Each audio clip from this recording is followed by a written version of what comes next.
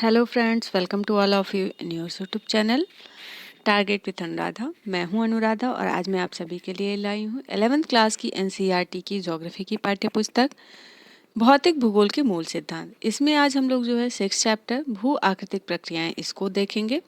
भू आकृतिक प्रक्रियाएं, पृथ्वी की उत्पत्ति कैसे हुई, इसकी परपटी एवं अन्य आंतरिक संस्तरों का क्रम विकास कैसे हुआ, भू परपटी प्लेट्स का संचलन किस प्रकार हुआ एवं कैसे हो रहा है, भूकंप, ज्वालामुखी के प्रकार एवं भू परपटी को निर्मित करने वाले शैलों और खनिजों के विषय में सूचनाओं की जानकारी के पश्चात अब हम जिस धरातल पर रहते हैं उसके विषय में भी विस्तार से जानने का प्रयास करेंगे।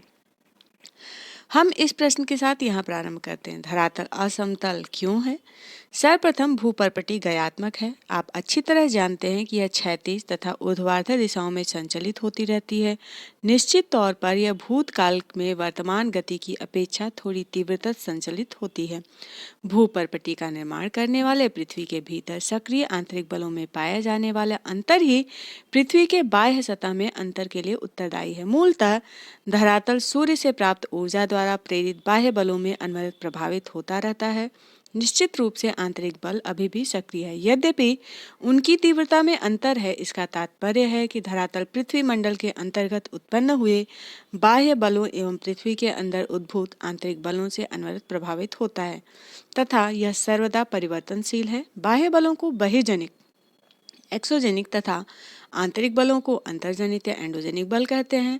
बहिर्जनिक बलों की क्रियाओं का परिणाम होता है उभरी हुई भू आकृतियों का घर्षण तथा बेसिन, निम्न क्षेत्रों, गर्तों का भराव, अधिवृत्ति, तल्लोचन। धरातल पर अपर्दन के माध्यम से उच्चावच के मध्य अंतर के कम होने को तल संतुलन ग्रेडेशन कहते हैं। अंतर्जनित शक्तियां निरंतर धरातल के भागों को ऊपर उठाती हैं या उनका निर्माण करती हैं तथा इस प्रकार बहिर्जनिक प्रक्रियाएं उच्चावच में भिन्नता को सम करने में असफल रहती हैं। अतएव भिन्नता तब तक बनी रहती है जब तक वहां बहिर्जनिक एवं अंतर्जनित बलों के विरोधात्मक कार्य चलते रहते। सामान्यतः अंतर्जनित बल मूल रूप से भू आकृतिक निर्माण करने वाले बल हैं तथा बहिर्जनिक प्रक्रियाएं मुख्य रूप से भूमि विघर्षण बल होती हैं। भूतल संवेदनशील है। मानव अपने निर्वाह के लिए इस पर निर्भर करता है तथा इसका व्यापक एवं सघन उपयोग करता है। लगभग सभी जीवों का धरातल के पर्यावरण के अनुवाह में योगदान होता है। मनुष्यों ने संसाधनों का अत्यधिक दोहन किया है, हमें इनका उपयोग करना चाहिए, किंतु भविष्य में जीवन निर्वाह के लिए इसकी पर्याप्त संभाव्यता को बचाए रखना चाहिए। धरातल के अधिकांश भाग को बहुत लंबी अवधि में आकार प्राप्त होता है तथा मानव द्वारा इसके उपयोग, दुरुपयोग एवं कुप्रयोग के कारण इसकी संभाव्यता में बहुत तीव्र गति से ह्रास हो रहा है। यदि उन प्रक्रियाओं जिन्होंने धरातल को विभिन्न आकार दिया और अभी दे रही हैं तथा उन पदार्थों की प्रकृति जिनसे यह निर्मित है को समझ लिया जाए तो निश्चित रूप से मानव उपयोग जनित हानिकारक प्रभाव को कम करने एवं भविष्य के लिए इसके संरक्षण हेतु आवश्यक उपाय किए जा सकते हैं। भू आकृतिक प्रक्रियाएं, जियोमॉर्फिक प्रोसेस। आप भू आकृतिक प्रक्रियाएं के अर्थ को समझना चाहेंगे। धरातल के पदार्थों को अंतर्जनित एवं बहिर्जनिक बलों द्वारा भौतिक दबाव तथा रासायनिक क्रियाओं के कारण भूतल के विन्यास में परिवर्तन को भू आकृतिक प्रक्रियाएं कहते हैं। पटल विरूपण एवं ज्वालामुखीयता अंतर्जनित भू आकृतिक प्रक्रियाएं हैं जो इससे पहले की इकाई में संक्षेप में विवेचित है। अपक्षय, बृहत क्षरण, अपर्दन एवं निक्षेपण बहिर्जनिक भू प्राकृतिक प्रक्रियाएं हैं। इनका इस अध्याय में विस्तार से विवेचन किया गया है। प्रकृति के किसी भी बहिर्जनिक तत्व जैसे जल, हिम, वायु इत्यादि जो धरातल के पदार्थों का अधिग्रहण तथा परिवहन करने में सक्षम है को भू आकृतिक कारक कहा जा सकता है। जब प्रकृति के ये तत्व ढाल प्रवणता के कारण गतिशील हो जाते हैं तो पदार्थों को हटाकर ढाल के सहारे ले जाते हैं और निचले भागों में निक्षेपित कर देते हैं। भू आकृतिक प्रक्रियाएं तथा भू आकृतिक कारक विशेषकर बहिर्जनिक को यदि स्पष्ट रूप से अलग अलग न कहा जाए तो इन्हें एक ही समझना होगा, क्योंकि ये दोनों एक ही होते हैं। एक प्रक्रिया एक बल होता है जो धरातल के पदार्थों के साथ अनुप्रयोग होने पर प्रभावी हो जाता है। एक कारक एक गतिशील माध्यम जैसे प्रवाहित जल, हिमानी हवा, लहरें एवं धाराएं इत्यादि हैं जो धरातल के पदार्थों को हटाता, ले जाता तथा निक्षेपित करता है। इस प्रकार प्रवाह युक्त जल, भूमिगत जल, हिमानी हवा, लहरों, धाराओं इत्यादि को भू आकृतिक कारक कहा जा सकता है। क्या आप समझते हैं भू आकृतिक कारकों एवं भू आकृतिक प्रक्रियाओं में अंतर करना आवश्यक है? गुरुत्वाकर्षण ढाल के सहारे सभी गतिशील पदार्थों को सक्रिय बनाने वाली दिशात्मक बल होने के साथ साथ धरातल के पदार्थों का दबाव डालता रहता है। अप्रत्यक्ष गुरुत्वाकर्षण प्रतिबल लहरों एवं ज्वार भाटा जनित धाराओं को क्रियाशील बनाता है। निस्संदेह गुरुत्वाकर्षण एवं ढाल प्रवणता के अभाव में गतिशीलता संभव नहीं है, अतः अपरदन, परिवहन एवं निक्षेपण भी नहीं होगा। गुरुत्वाकर्षण एक ऐसा बल है जिसके माध्यम से हम धरातल से संपर्क में रहते हैं। यह वह बल है जो भूतल के सभी पदार्थों के संचलन को प्रारंभ करता है। सभी संचलन, चाहे वे पृथ्वी के अंदर हों या सतह पर, प्रवणता के कारण ही घटित होते हैं, जैसे ऊंचे स्तर से नीचे स्तर की ओर तथा उच्च वायुदाब क्षेत्र से निम्न वायुदाब क्षेत्र की ओर। अंतर्जनित प्रक्रियाएं, एंडोजेनिक प्रोसेसेस। पृथ्वी के अंदर से निकलने वाली ऊर्जा भू आकृतिक प्रक्रियाओं के लिए प्रमुख बल स्रोत है। पृथ्वी के अंदर की ऊर्जा अधिकांशतः रेडियोधर्मी क्रियाओं, घूर्णन एवं ज्वारीय घर्षण तथा पृथ्वी की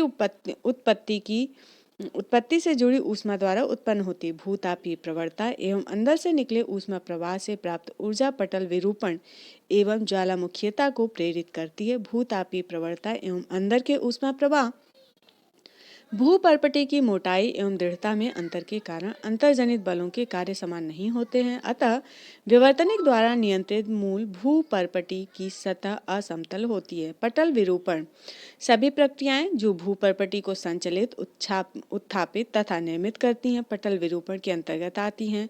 इनमें निम्नलिखित सम्मिलित हैं: तीक्ष्ण वलयन के माध्यम से पर्वत निर्माण तथा भूपर्पटी की लंबी एवं संकीर्ण पट्टियों को प्रभावित करने वाली पर्वतनीय प्रक्रियाएं। दूसरा है धरातल के बड़े भाग के उत्थापन एवं विकृति में संलग्न महाद्वीप रचना संबंधी प्रक्रियाएं। और तीसरा है अपेक्षाकृत छोटे स्थानीय संचलन के कारण उत्पन्न भूकंप। और चौथा है पर्पटी प्लेट के क्षैतिज संचलन करने में प्लेट विवर्तनिक की भूमिका। प्लेट विवर्तनिक पर्वतनी की प्रक्रिया में भूपर्पटी वलयन के रूप में तीक्ष्णता से विकृत हो जाती है। महाद्वीप रचना के कारण साधारण विकृति हो सकती है। पर्वतनी पर्वत निर्माण प्रक्रिया है, जबकि महाद्वीप रचना महाद्वीप निर्माण प्रक्रिया है। पर्वतनी महाद्वीप रचना भूकंप एवं प्लेट विवर्तनिक की प्रक्रियाओं में भूपर्पटी में भ्रंश तथा विभंग हो सकता है। इन सभी प्रक्रियाओं के कारण दबाव, आयतन तथा तापक्रम में परिवर्तन होता है, जिसके फलस्वरूप शैलों का कायांतरण प्रेरित होता है। ज्वालामुखीयता या वोल्केनिज्म।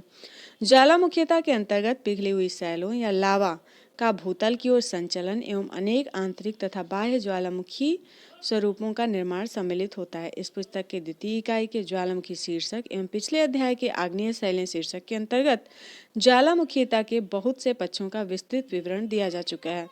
ज्वालामुखीयता एवं ज्वालामुखी शब्दों में भेद बताइए। बहिर्जनिक प्रक्रियाएं।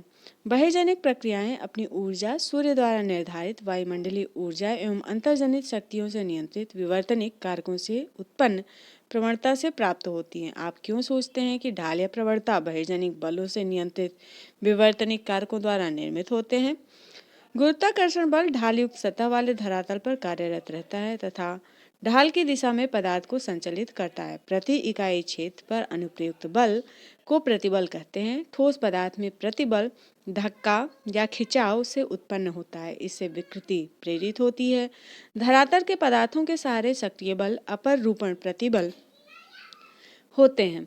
यही प्रतिबल शैलों एवं धरातल के पदार्थों को तोड़ता है। अपरूप प्रतिबल का परिणाम कोणीय विस्थापन या विसर्पण, फिसलन होता है। धरातल के पदार्थ गुरुत्वाकर्षण प्रतिबल के अतिरिक्त आणविक प्रतिबलों से भी प्रभावित होते हैं, जो कई कारकों जैसे तापमान में परिवर्तन, क्रिस्टलन एवं पिघलन द्वारा उत्पन्न होते हैं। रासायनिक प्रक्रियाएं सामान्यतः कणों के बीच के बंधन को ढीला करते हैं तथा विलेय पदार्थों को घुला देते हैं। इस प्रकार धरातल के पदार्थों के पिंड में प्रतिबल का विकास अपक्षय, बृहत क्षरण संचलन, अपरदन एवं निक्षेपण का मूल कारण है।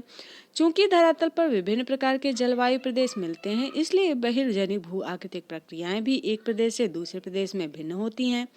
तापक्रम तथा वर्षण दो महत्वपूर्ण जलवायु तत्व हैं जो विभिन्न प्रक्रियाओं को नियंत्रित करते हैं। सभी बहिर्जनिक भू आकृतिक प्रक्रियाओं को एक सामान्य शब्दावली अनाच्छादन के अंतर्गत रखा जा सकता है। अनाच्छादन शब्द का अर्थ है निरावृत, करना या आवरण हटाना, अपक्षय, बृहत्क्षरण, संचलन, अपर्दन, परिवहन आदि सभी इसमें सम्मिलित किए जाते हैं। प्रवाह चित्र में अनाच्छादन प्रक्रियाओं तथा उनसे संबंधित प्रेरक बल को दर्शाया गया है। इससे यह स्पष्ट हो जाना चाहिए कि प्रत्येक प्रक्रिया के लिए एक विशिष्ट प्रेरक बल या ऊर्जा होती है। बहिर्जनिक भू आकृतिक प्रक्रियाएं एक क्षेत्र से दूसरे क्षेत्र में भिन्न भिन्न होती हैं। जैसा कि स्पष्ट है कि पृथ्वी के धरातल पर तापीय प्रवणता के कारण भिन्न भिन्न जलवायु प्रदेश स्थित हैं, जो अक्षांशीय, मौसमी एवं जल थल विस्तार में भिन्नता के द्वारा उत्पन्न होते हैं। तापमान एवं वर्षण जलवायु के दो महत्वपूर्ण घटक हैं, जो कि विभिन्न भू आकृतिक प्रक्रियाओं को नियंत्रित करते हैं। वनस्पति का घनत्व, प्रकार एवं वितरण, जो प्रमुखतः वर्षा एवं तापक्रम पर निर्भर करते हैं, बहिर्जनिक भू आकृतिक प्रक्रियाओं पर अप्रत्यक्ष प्रभाव डालते हैं। विभिन्न जलवायु प्रदेशों में विभिन्न जलवायु तत्वों जैसे ऊंचाई में अंतर, दक्षिणमुखी ढालों पर पूर्व एवं पश्चिममुखी ढालों की अपेक्षा अधिक सूर्यताप प्राप्ति आदि के कारण स्थानीय भिन्नता पाई जाती है। पुनश्च वायु का वेग एवं दिशा, वर्षण की मात्रा एवं प्रकार, इसकी गहनता, वर्षण एवं वाष्पीकरण में संबंध, तापक्रम की दैनिक श्रेणी, हिमकरण एवं पिघलन की आवृत्ति, तुषार व्यापन की गहराई इत्यादि में अंतर के कारण किसी भी जलवायु प्रदेश के अंदर भू आकृतिक प्रक्रियाएं भिन्न भिन्न होती हैं। सभी बहिर्जनिक प्रक्रियाओं के पीछे एकमात्र प्रेरक बल क्या होता है? यदि जलवायवीय कारक समान हों तो बहिर्जनिक भू आकृतिक प्रक्रियाओं के कार्यों की गहनता शैलों के प्रकार एवं संरचना पर निर्भर करती है। संरचना में वलन, भ्रंश, संस्तर का पूर्वाभिमुखीकरण, झुकाव, जोड़ों की उपस्थिति या अनुपस्थिति, संस्तरण तल, घटक खनिजों की कठोरता या कोमलता तथा उनकी रासायनिक संवेदनशीलता, पारगम्यता या अपारगम्यता इत्यादि सम्मिलित माने गए हैं। विभिन्न प्रकार की शैलें अपनी संरचना में भिन्नता के कारण भू आकृतिक प्रक्रियाओं के प्रति विभिन्न प्रतिरोध क्षमता प्रस्तुत करती हैं। एक विशेष शैल एक प्रक्रिया के प्रति प्रतिरोधपूर्ण तथा वही दूसरी प्रक्रिया के प्रति प्रतिरोध रहित हो सकती है। विभिन्न जलवायु दशाओं में एक विशेष प्रकार की शैलें भू आकृतिक प्रक्रियाओं के प्रति भिन्न भिन्न अंशों का प्रतिरोध प्रस्तुत करती हैं, अतएव वे भिन्न दरों पर कार्यरत रहती हैं तथा स्थलाकृति में भिन्नता का कारण बन जाती हैं। अधिकांश बहिर्जनिक भू आकृतिक प्रक्रियाओं का प्रभाव थोड़ा एवं मंद होता है तथा अल्पावधि में अनवगम्य हो सकता है। दीर्घावधि में यह सतत श्रांति के कारण शैलों को तीव्र रूप से प्रभावित करता है। अंततः यह तथ्य स्पष्ट हो जाता है कि धरातल पर विभिन्नता यद्यपि मूल रूप से भूपर्पटी के उद्भव से संबंधित है, तथापि धरातल के पदार्थों के प्रकार एवं संरचना में अंतर, भू आकृतिक प्रक्रियाओं एवं उनकी सक्रियता दर में अंतर आदि के कारण एक न एक रूप में विद्यमान रहती है। कुछ बहिर्जनिक भू आकृतिक प्रक्रियाओं का यहाँ जो है विस्तृत विवरण प्रस्तुत किया गया है। अपक्षय या वेदरिंग। अपक्षय के अंतर्गत वायुमंडलीय तत्वों की धरातल के पदार्थों पर की गई क्रिया सम्मिलित होती है। अपक्षय के अंदर ही अनेक प्रक्रियाएं हैं जो पृथक या प्रायः सामूहिक रूप से धरातल के पदार्थों को प्रभावित करती हैं।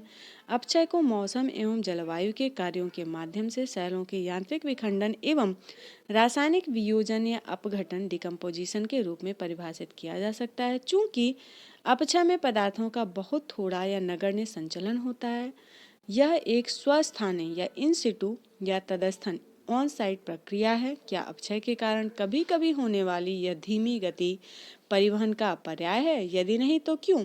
अपक्षय प्रक्रियाएं जटिल भौमिकी, जलवायवीय, स्थलाकृतिक एवं वानस्पतिक कारकों द्वारा प्रानुकूलित होती हैं। इन सब में जलवायु का विशेष महत्व है। न केवल अपक्षय प्रक्रियाएं अपितु अपक्षय मंडल की गहराई भी एक जलवायु से दूसरे जलवायु में भिन्न भिन्न होती है। चित्र में जो है विभिन्न जलवायु प्रदेशों के अक्षांशों को अंकित करना है और उनसे प्राप्त विवरण की तुलना करनी है। अपक्षय प्रक्रियाओं के 3 प्रमुख प्रकार हैं। पहला है रासायनिक, दूसरा है भौतिक एवं यांत्रिक, तीसरा है जैविक। इनमें से कौन सी एक प्रक्रिया कतिपय ही अकेले काम करती है, परंतु प्रायः किसी एक प्रक्रिया का अधिक महत्वपूर्ण योगदान देखा जा सकता है। दूसरा है रासायनिक अपक्षय प्रक्रिया या केमिकल वेदरिंग प्रोसेसेस। अपक्षय प्रक्रियाओं का एक समूह जैसे कि विलयन, कार्बोनीकरण, जल योजन, ऑक्सीकरण तथा न्यूनीकरण, शैलों के अपघटन। रासायनिक अपक्षय प्रक्रियाएं केमिकल वेदरिंग या प्रोसेसेस। अपक्षय प्रक्रियाओं का एक समूह जैसे कि विलयन, कार्बोनीकरण, जलयोजन, ऑक्सीकरण तथा न्यूनीकरण सेलों के अपघटन, विलयन अथवा न्यूनीकरण का कार्य करते हैं, जो कि रासायनिक क्रिया द्वारा सूक्ष्म अवस्था में परिवर्तित हो जाती है। ऑक्सीजन, धरातलीय जल, मृदा जल एवं अन्य अम्लों की प्रक्रिया द्वारा चट्टानों का न्यूनीकरण होता है। इसमें ऊष्मा के साथ जल एवं वायु की विद्यमानता सभी रासायनिक प्रक्रियाओं को तीव्र गति देने के लिए आवश्यक है। वायु में विद्यमान कार्बन डाइऑक्साइड के अतिरिक्त पौधों एवं पशुओं का अपघटन भूमिगत कार्बन डाइऑक्साइड की मात्रा को बढ़ा देता है। विभिन्न खनिजों पर रासायनिक प्रक्रियाएं कितनी अनुसंधानशाला में प्रतिक्रियाओं के समान ही होती हैं। भौतिक अपक्षय प्रक्रियाएं, फिजिकल वेदरिंग प्रोसेसेस। भौतिक या आंतरिक अपक्षय प्रक्रियाएं कुछ अनुप्रयुक्त बलों पर निर्भर करती हैं। ये अनुप्रयुक्त बल निम्नलिखित हो सकते हैं। पहला है गुरुत्वाकर्षण बल, जैसे अत्यधिक ऊपर भार दबाव एवं अपरूपण प्रतिबल। दूसरा है तापक्रम में परिवर्तन, क्रिस्टल रंगों में वृद्धि एवं पशुओं के क्रियाकलापों के कारण उत्पन्न विस्तारण बल। तीसरा है शुष्कन एवं आर्द्रन चक्रों से नियंत्रित जल का दबाव। इनमें से कई बल धरातल एवं विभिन्न धरातल पदार्थों के अंदर अनुप्रयुक्त होती है, जिसका परिणाम सेलों का विभंग होता है। भौतिक अपक्षय प्रक्रियाओं में अधिकांश तापीय विस्तारण एवं दबाव से निर्मुक्त होने के कारण होता है। ये प्रक्रियाएं लघु एवं मंद होती हैं, परंतु कई बार संकुचन एवं विस्तारण के कारण सेलों के सतत श्रांति के फलस्वरूप ये सेलों को बड़ी हानि पहुंचा सकती है। जैविक कार्य एवं अपक्षय। जैविक अपक्षय जीवों के वृद्धि या संचलन से उत्पन्न अपक्षय वातावरण एवं भौतिक परिवर्तन से खनिजों एवं आयन के स्थानांतरण की दिशा में एक योगदान है। केंचुओं, दीमकों, चूहों, कृंतकों इत्यादि जैसे जीवों द्वारा बिल खोदने एवं वेजिंग के द्वारा नई सतहों का निर्माण होता है, जिससे रासायनिक प्रक्रिया के लिए अनावृत सतह में नमी एवं हवा के वेधन में सहायता मिलती है। मानव भी वनस्पतियों को अस्त व्यस्त कर, खेत जोत कर एवं मिट्टी में कृषि करके धरातलीय पदार्थों में वायु, जल एवं खनिजों के मिश्रण तथा उनमें नए संपर्क स्थापित करने में सहायक होता है। सड़ने वाले पौधों एवं पशुओं के पदार्थ ह्यूमिक, कार्बनिक एवं अन्य अम्ल जैसे तत्वों के उत्पादन में योगदान देते हैं, जिससे कुछ तत्वों का सड़ना, क्षरण तथा घुलन बढ़ जाता है। पौधों की जड़ें धरातल के पदार्थों पर जबरदस्त दबाव डालती हैं तथा उन्हें यांत्रिक ढंग से तोड़कर अलग अलग कर देती हैं। अपक्षय के विशेष प्रभाव, स्पेशल इफेक्ट ऑफ वेदरिंग, अपसल्कन। इसकी व्याख्या पहले ही भौतिक अपक्षय प्रक्रियाओं, तापीय संकुचन एवं फैलाव तथा लवण अपक्षय के अंतर्गत की जा चुकी है। अपसल्कन एक परिणाम है, प्रक्रिया नहीं। सेल या आधार सेल के ऊपर से मोटे तौर पर घुमावदार चादर के रूप में उत्खंडित या पत्रकन होता है, जिसके परिणाम स्वरूप चिकनी एवं गोल सतह का निर्माण होता है।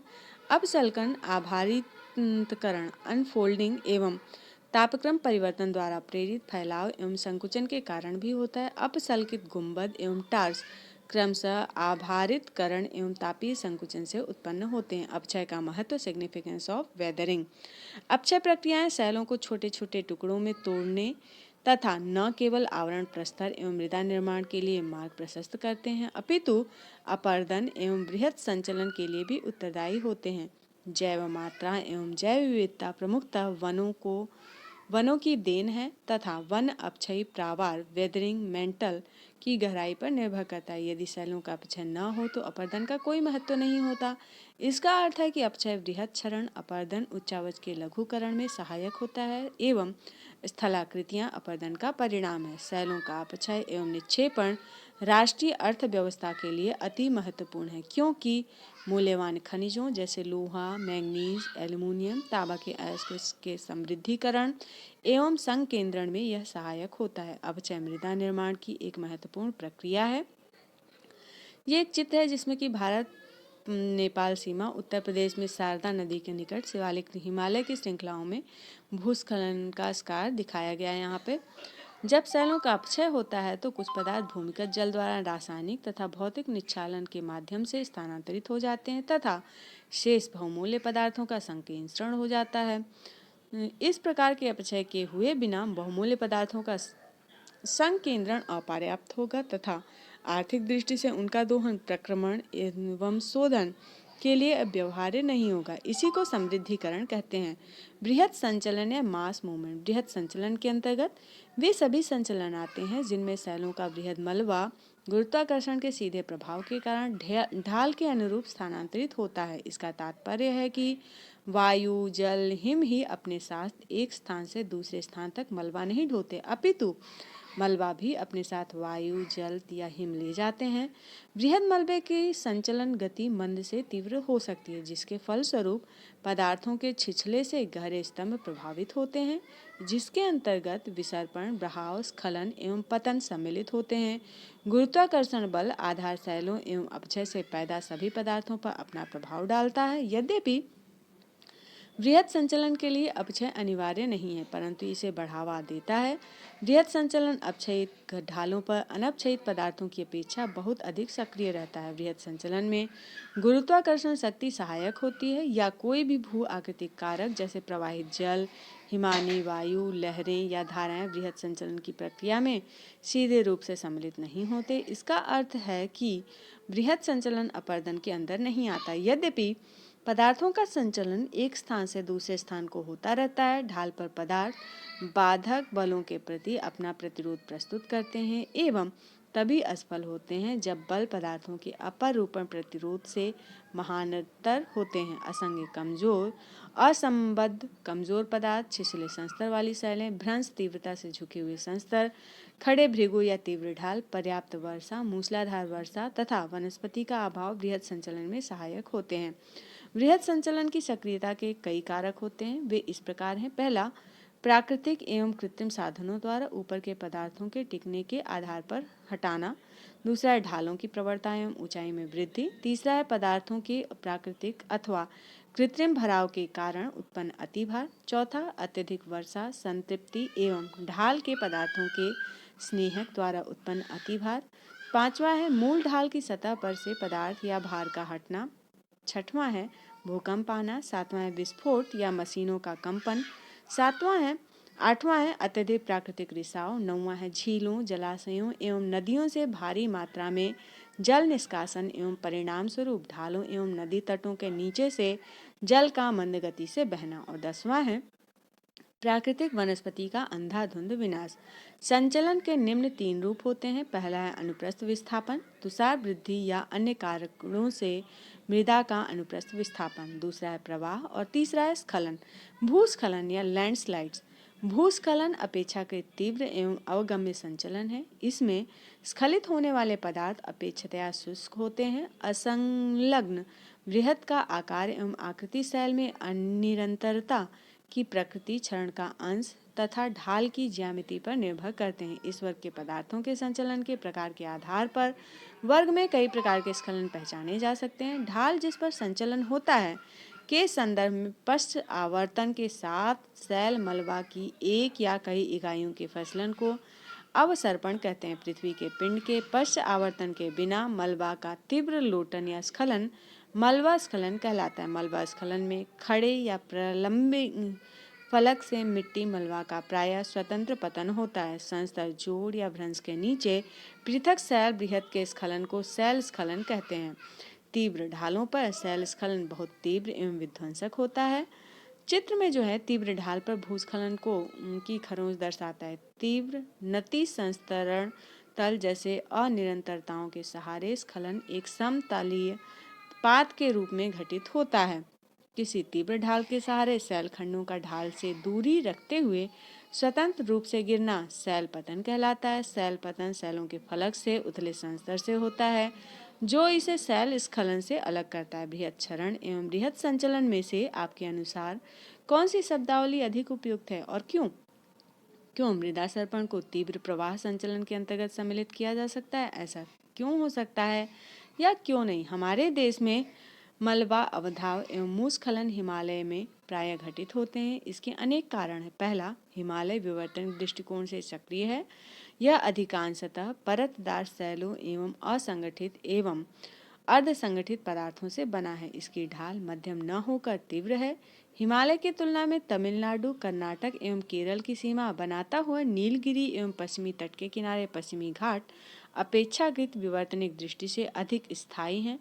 तथा बहुत कठोर सैलों से निर्मित है, परंतु अब भी इन पहाड़ियों में मलबा अवधाव एवं भूस्खलन होते रहते हैं। यद्यपि उनकी बारंबारता उतनी नहीं है जितनी हिमालय में, क्योंकि पश्चिमी घाट एवं नीलगिरी में ढाल खड़े, भृगु एवं कगार के साथ तीव्रतर हैं। तापक्रम में परिवर्तन एवं ताप परिसर के कारण यांत्रिक अपक्षय सुस्पष्ट होता है।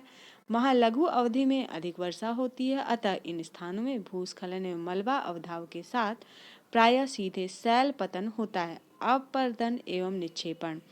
अपर्दन के अंतर्गत सैलों के मलबे की आवाप्ति एवं उनके परिवहन को सम्मिलित किया जाता है। पिंडाकार सैलें जब अपक्षय एवं अन्य क्रियाओं के कारण छोटे छोटे टुकड़ों में टूटती हैं तो अपर्दन की भू आकृतिक कारक जैसे कि प्रवाहित जल, भौम जल, हिमानी, वायु लहरें एवं धाराएं उनको एक स्थान से हटाकर दूसरे स्थानों को ले जाते हैं, जो कि इन कारकों के गयात्मक स्वरूप पर निर्भर करते हैं। भू आकृतिक कारकों द्वारा परिवहन किया जाने वाले चट्टानी मलबे द्वारा अपघर्षण भी अपर्दन में पर्याप्त योगदान देता है। अपर्दन द्वारा उच्चावचन का निम्नीकरण होता है, अर्थात भूदृश्य विघर्षित होते हैं। इसका तात्पर्य है कि अपक्षय अपर्दन में सहायक होता है, लेकिन अपक्षय अपर्दन के लिए अनिवार्य दशा नहीं है। अपक्षय, बृहत क्षरण एवं अपर्दन निम्नीकरण की प्रक्रियाएं हैं। बृहत संचलन एवं अपर्दन में अंतर है। बृहत संचलन में सैल मलबा, चाहे वह शुष्क हो अथवा नम, गुरुत्वाकर्षण के कारण स्वयं आधार तल पर जाते हैं, परंतु प्रवाहशील जल, हिमानी लहरें एवं धाराएं तथा वायु निलंबित मलबे को नहीं ढोते हैं। वस्तुतः यह अपर्दन ही है जो धरातल में होने वाले अनवरत परिवर्तन के लिए उत्तरदायी है, जैसा कि चित्र में स्पष्ट किया गया है। अपर्दन एवं परिवहन जैसी अनाच्छादन प्रक्रियाएं गतिज ऊर्जा द्वारा नियंत्रित होती हैं। धरातल के पदार्थों का अपर्दन एवं परिवहन वायु, प्रवाहशील जल, हिमानी लहरों एवं धाराओं तथा भूमिगत जल द्वारा होता है। इनमें से प्रथम तीन कारक जलवायवी दशाओं द्वारा नियंत्रित होते हैं। क्या आप जलवायु में इन तीन नियंत्रित कारकों की तुलना कर सकते हैं? अपर्दन के दो अन्य कारकों लहरों एवं धाराओं तथा भूमिगत जल का कार्य जलवायु द्वारा नियंत्रित नहीं होता। लहरें थल एवं जलमंडल के अंतरा पृष्ठ तटीय प्रदेश में कार्य करती हैं, जबकि भूमिगत जल का कार्य प्रमुखतः किसी क्षेत्र की आस्मिक विशेषताओं द्वारा निर्धारित होता है। यदि सैलें पारगम्य, घुलनशील एवं जल प्राप्य हैं तो केवल काष्ठ आकृतियों का निर्माण होता है। अगले अध्याय में हम अपर्दन के कारकों द्वारा निर्मित भू आकृतियों का विवरण प्रस्तुत करेंगे। निक्षेपण अपर्दन का परिणाम होता है। ढाल में कमी के कारण जब अपर्दन के कारकों के वेग में कमी आ जाती है तो परिणामतः अवसादों का निक्षेपण प्रारंभ हो जाता है। दूसरे शब्दों में निक्षेपण वस्तुतः किसी कारक का कार्य नहीं होता, पहले स्थूल तथा बाद में सूक्ष्म पदार्थ निक्षेपित होते हैं। निक्षेपण से निम्न भूभाग भर जाते हैं, वहीं अपर्दन के कारक जैसे प्रवाह युक्त जल, हिमानी वायु लहरें, धाराएं एवं भूमिगत जल इत्यादि तल्लोचन अथवा निक्षेपण के कारक के रूप में भी कार्य करने लग जाते हैं। अपर्दन एवं निक्षेपण के कारण धरातल पर क्या होता है, इसका विवेचन अगले अध्याय भू आकृतियां एवं उनका उद्भव में विस्तृत रूप से किया गया है। बृहत संचलन एवं अपर्दन दोनों में पदार्थों का एक स्थान से दूसरे स्थान पर स्थानांतरण होता है, अतः दोनों एक ही माने जा सकते हैं या नहीं? यदि नहीं तो क्यों? क्या सैलों के अपक्षय के बिना पर्याप्त अपर्दन संभव हो सकता है? मृदा निर्माण। आप पौधों को मृदा में बढ़ते हुए देखते हैं। आप मैदान में खेलते हैं और मृदा के संपर्क में आते हैं। आप मृदा को छूते हैं, उनका अनुभव करते हैं और उनका कपड़ों पर भी मिट्टी लग जाती है। आपको कैसा अनुभव होता है, क्या आप बता सकते हैं? मृदा एक गयात्मक माध्यम है जिसमें बहुत सी रासायनिक, भौतिक एवं जैविक क्रियाएं अनवरत चलती रहती हैं। मृदा अपक्षय अपकर्षण का प्रक्रिया परिणाम है। यह वृद्धि का माध्यम भी है। यह एक परिवर्तनशील एवं विकासोन्मुख तत्व है। इसकी बहुत सी विशेषताएं मौसम के साथ बदलती रहती हैं। यह वैकल्पिक रूप से ठंडी और गर्म या शुष्क एवं आर्द्र हो सकती है। यदि मृदा बहुत अधिक ठंडी या बहुत अधिक शुष्क होती है तो जैविक क्रिया मंद या बंद हो जाती है। यदि इसमें पत्तियां गिरती हैं या घासें सूख जाती हैं तो जैव पदार्थ बढ़ जाते हैं। मृदा निर्माण की प्रक्रिया। मृदा निर्माण या मृदा जनन सर्वप्रथम अपक्षय पर निर्भर करती है। यह अपक्षयी प्रावार ही मृदा निर्माण का मूल निवेश होता है। सर्वप्रथम अपक्षयित प्रावार या लाए गए पदार्थों को निक्षेप, बैक्टीरिया या अन्य निकृष्ट पौधे जैसे काई एवं लाइकेन द्वारा उपनिवेशित किए जाते हैं। प्रावाद एवं निक्षेपण के अंदर कई गौर जीव भी आश्रय प्राप्त कर लेते हैं। जीव एवं पौधों के मृत अवशेष ह्यूमस के एकत्रीकरण में सहायक होते हैं। प्रारंभ में गौड़ घास एवं फॉन्स की वृद्धि हो सकती है। बाद में पक्षियों एवं वायु द्वारा लाए गए बीजों से वृक्ष एवं झाड़ियों में वृद्धि होने लगती है। पौधों की जड़ें नीचे तक घुस जाती हैं। बिल बनाने वाले जानवर कणों को ऊपर लाते हैं, जिससे पदार्थों का पुंज छिद्रमय एवं स्पंज की तरह हो जाता है। इस प्रकार जल धारण करने की क्षमता, वायु के प्रवेश आदि के कारण अंततः परिपक्व खनिज एवं जीव उत्पाद युक्त मृदा का निर्माण होता है। क्या अपक्षय मिट्टी के निर्माण के लिए पूर्ण रूप से उत्तरदायी है? यदि नहीं तो क्यों? पेडोलॉजी मृदा विज्ञान है एवं पेडोलॉजिस्ट एक मृदा वैज्ञानिक होता है। मृदा निर्माण के कारक। मृदा निर्माण 5 मूल कारकों द्वारा नियंत्रित होता है। ये कारक हैं मूल पदार्थ या सैलें, दूसरा है स्थलाकृति, तीसरा है जलवायु, चौथा है जैविक क्रियाएं और पांचवा है समय। वस्तुतः मृदा निर्माण कारक संयुक्त रूप से कार्यरत रहते हैं एवं एक दूसरे के कार्य को प्रभावित करते हैं। इनका संक्षिप्त विवरण अधोलिखित है। जलवायु। जलवायु मृदा निर्माण में एक महत्वपूर्ण सक्रिय कारक है। मृदा के विकास में संलग्न जलवायवी तत्वों में प्रमुख है प्रवणता, वर्षा एवं वाष्पीकरण की बारंबारता व अवधि एवं आर्द्रता, तापक्रम में मौसमी एवं दैनिक भिन्नता। मूल पदार्थ या सेल। मृदा निर्माण में मूल सेल एक निष्क्रिय नियंत्रक कारक है। मूल सेल कोई भी स्वस्थानीय या उसी स्थान पर अपक्षयित सेल, मलबा या लाए गए निक्षेप हो सकते हैं। मृदा निर्माण गठन, संरचना तथा सेल निक्षेप के खनिज एवं रासायनिक संयोजन पर निर्भर करता है। मूल पदार्थ के अंतर्गत अपक्षय की प्रकृति एवं उसकी दर तथा आवरण की गहराई, मोटाई प्रमुख विचारणीय तत्व होते हैं। समान आधार सेल पर मृदाओं में अंतर हो सकता है तथा असमान आधार पर समान मृदाएं मिल सकती हैं, परंतु जब मृदाएं बहुत नूतन तथा पर्याप्त परिपक्व नहीं होती तो मृदाओं एवं मूल सेलों के प्रकार में घनिष्ठ संबंध होता है।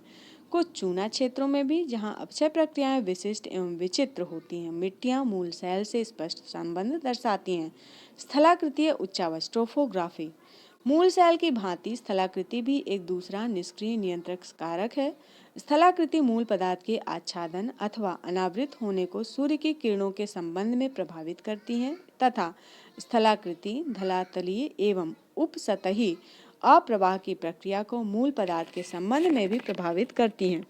तीव्र ढालों पर मृदा छिछली तथा सपाट क्षेत्र उच्च क्षेत्रों में गहरी या मोटी होती है। निम्न ढालों जहां अपरदन मंद तथा जल का परिश्रमण अच्छा रहता है, मृदा निर्माण बहुत अनुकूल होता है। सपाट या समतल क्षेत्रों में चीका मिट्टी के मोटे स्तर का विकास हो सकता है तथा जैव पदार्थ के अच्छे एकत्रीकरण के साथ मिट्टी या मृदा का रंग भी गहरा हो सकता है। जैविक क्रियाएं बायोलॉजिकल एक्टिविटीज। वनस्पति आवरण एवं जीव जो मूल पदार्थों पर प्रारंभ तथा बाद में भी विद्यमान रहते हैं।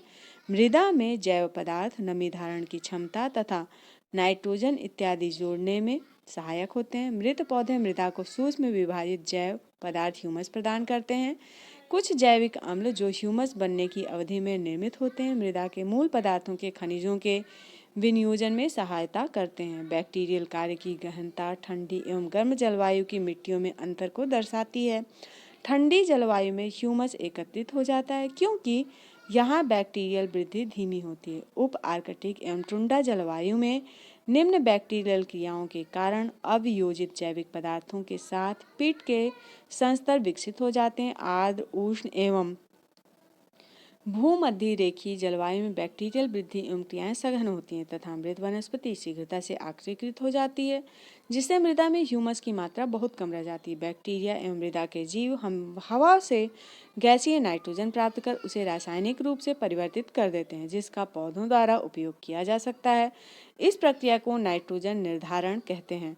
राइजोबियम एक प्रकार का बैक्टीरिया जंतु जो है पौधों के जड़ ग्रंथिका में रहता है तथा मेजबान या होस्ट पौधों के लिए लाभकारी नाइट्रोजन निर्धारित करता है। चींटी, दीमक, केंचुए, कृंतक इत्यादि कीटों का महत्व अभियांत्रिकी या मैकेनिकल सा होता है, परंतु मृदा निर्माण में ये महत्वपूर्ण होते हैं क्योंकि वे मृदा को बार बार ऊपर नीचे करते रहते हैं। केंचुए मिट्टी खाते हैं, अतः उनके शरीर से निकलने वाली मिट्टी का गठन एवं रसायन परिवर्तित हो जाता है। कालावधि, ये टाइम। मृदा निर्माण में कालावधि तीसरा महत्वपूर्ण कारक है। मृदा निर्माण प्रक्रियाओं के प्रचलन में लगने वाले काल की अवधि मृदा की परिपक्वता एवं उसके पार्श्विका का विकास निर्धारण करती है। एक मृदा तभी परिपक्व होती है जब मृदा निर्माण की सभी प्रक्रियाएं लंबे काल तक पार्श्विका विकास करते हुए कार्यरत रहती हैं। थोड़े समय पहले निक्षेपित जलोढ़ मिट्टी या हिमानी टिल से विकसित मृदाएं तरुण या युवा मानी जाती हैं तथा उनमें संस्तर का अभाव होता है अथवा कम विकसित संस्तर मिलता है। संपूर्ण परिप्रेक्ष्य में मिट्टी के विकास या उसकी परिपक्वता के लिए कोई विशिष्ट कालावधि नहीं है। क्या मृदा निर्माण प्रक्रिया एवं मृदा निर्माण नियंत्रक कारकों को अलग करना आवश्यक है? मृदा निर्माण प्रक्रिया में कालावधि, स्थलाकृति एवं मूल पदार्थ निष्क्रिय नियंत्रक कारक क्यों माने जाते हैं? ये कुछ महत्वपूर्ण प्रश्न हैं जो हम सभी के दिमाग में आते रहते हैं। चलिए इन सभी के उत्तर को तलाश करते हुए आज जो है मैं इस चैप्टर को यहीं पे विराम देती हूँ। आई होप आपको ये वीडियो पसंद आया होगा, यूज़फुल होगा। अगर अच्छा लगा है तो इसको लाइक करिए और शेयर भी करिए जिन्हें आवश्यकता है, और साथ ही साथ अगर आप चैनल पर नए हैं तो सब्सक्राइब भी करिएगा। Thanks for watching. Bye bye.